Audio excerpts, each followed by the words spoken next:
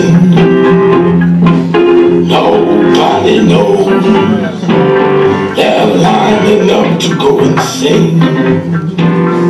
I'm all alone. I smoke my friends down into the field. אפשר להעביר את המלח?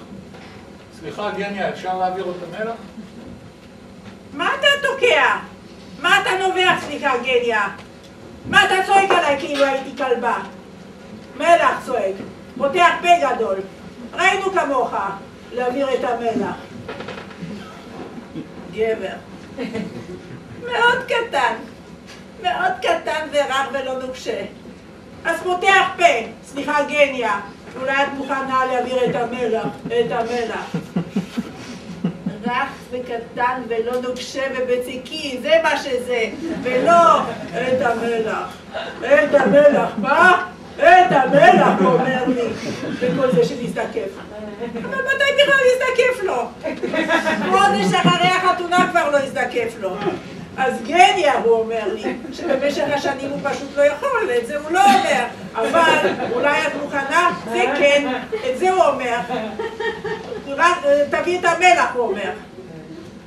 כל הנשים שלו מפעם צוחקות, אין שמה, אין שמה, זה מה שיש שם. ולא גניה, תעבירי לי. אנשים בכלל יודעים? לא יודעים. אנשים שומעים רק את המלח. הכי קל להגיד את המלח. אבל מלח רך וקטן ולא נוקשה ולא מזדקף ואין שמה. אבל גם לא נקי בכלל. זה מה שסליחה גניה, ואולי את מוכנה.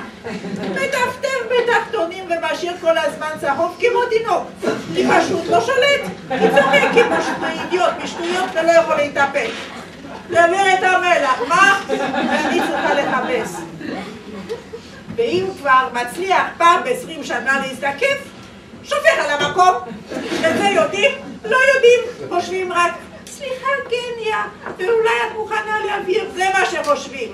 אבל על המקום שופך, כי צריך תמיד פיפי דחוף, כי צוחק כמו אידיוט משטויות, ויושב כאילו כן, כאילו לא, כאילו סליחה גניה. זה לא הולך ככה, סליחה גניה.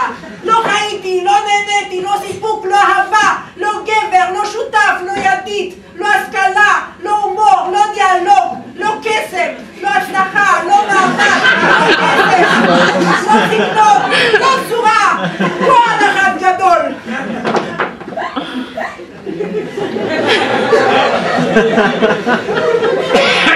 גניה באמת שלא צריך את המלח. אך תשליחם.